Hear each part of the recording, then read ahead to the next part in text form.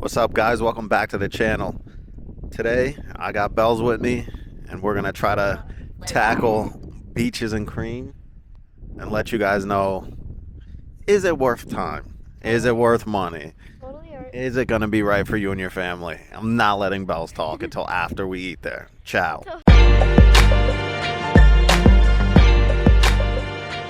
Alright guys, so let's talk about the location and the vibes. Beaches and Cream is tucked away between Disney's Beach Club and Yacht Club resorts, right next to the legendary Stormalong Bay pool. The whole place gives off retro boardwalk diner vibes. It has pastel colors, jukebox music, and a cozy, nostalgic feel. It's a small spot, so reservations are highly recommended because this place fills up quickly. They've recently expanded the indoor seating a bit, but it's still intimate, so expect a lively and sometimes loud but fun atmosphere. Let's give a round of applause. The whole boardwalk area is themed around a turn-of-the-century Atlantic seaside retreat, and Beaches and Cream leans in hard to that vintage soda shop vibe. Beaches and Cream first opened in 2000, and for a long time it was a true hidden gem. It only had about 10 tables and had a very limited capacity. Back then, it was a walk-up spot that felt like a local secret. But word got out, and as the kitchen sink gained cult status, it became nearly impossible to snag a table. In fact, for years, the restaurant was infamous for how hard it was to get in. People would book 60 days in advance and still not score a reservation. Then, in late 2019, Beaches and Cream shut down for a major refurbishment.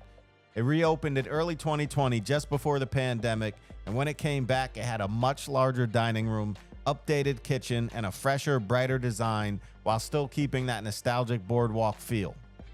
It's still cozy, but it's way more accessible now, and the addition of the takeout window made it even more popular. As soon as you walk in, you're greeted by the upbeat retro music and classic diner energy.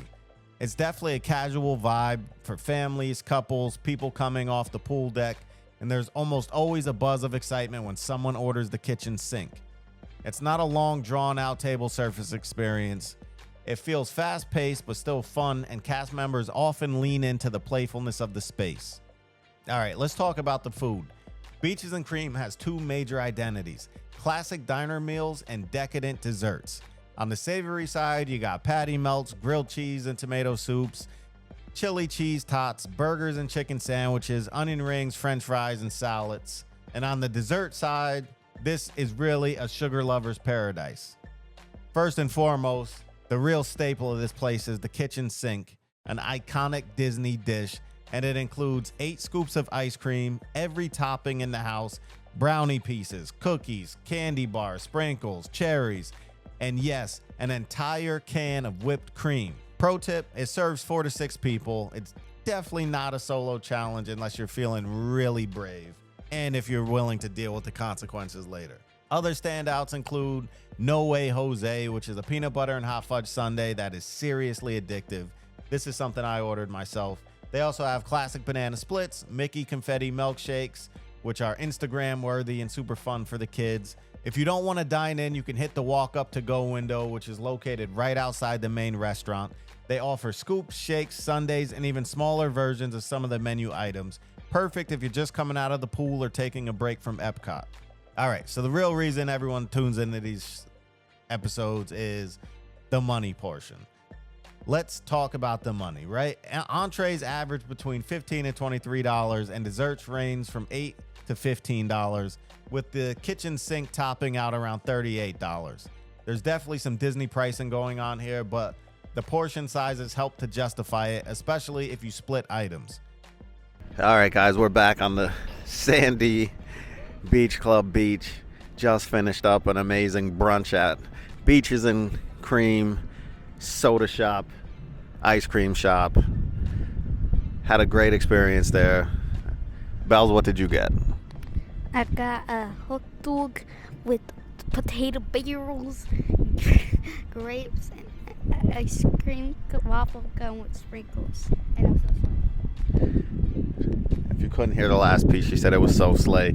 I went with the patty melt. I got some onion rings, got a cherry Coke with the cherry syrup, which is always bomb. and then finished off with a little sundae with peanut butter sauce and hot fudge and whipped cream. So, Bells, what are your thoughts? These are my thoughts. Let's get into the pros and the cons, right? First of all, with the pros, you have delicious comfort food and massive desserts. You got a fun, nostalgic atmosphere. It's really good for families, especially after coming from EPCOT. And now it's a little bit easier to get into after the remodel. The cons is that it's still difficult to book during peak seasons. Thankfully, we were able to get a table. We walked up. We didn't book months in advance. We got on the walk-up list bright and early in the morning when most folks aren't really looking for ice cream, and Bells and I were able to get a table. But it's a risky thing to do. So I would advise booking in advance. Some additional cons is that it can be loud, so it's not really a romantic dinner type spot. And the menu is simple, right? It's not for foodies looking for gourmet food. It's your basic diner food done well. But you're not going to get, 5-star Michelin star cuisines here. So the real question is Beaches and Cream worth it? If you love indulgent desserts, retro vibes, and a casual break from the parks, then absolutely yes, it's worth it.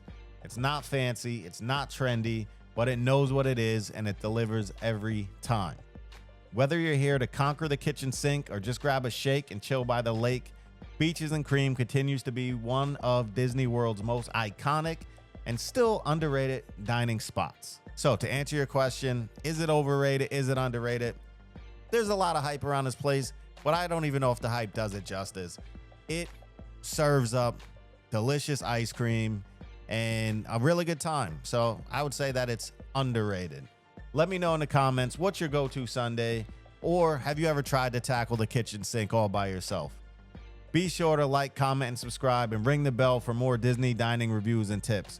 I've got a ton of content coming, and maybe even a full ice cream ranking across the park. So stay tuned for that. Like we always say at this time, make sure you tell a friend to like, comment, and subscribe. And until next time, holla.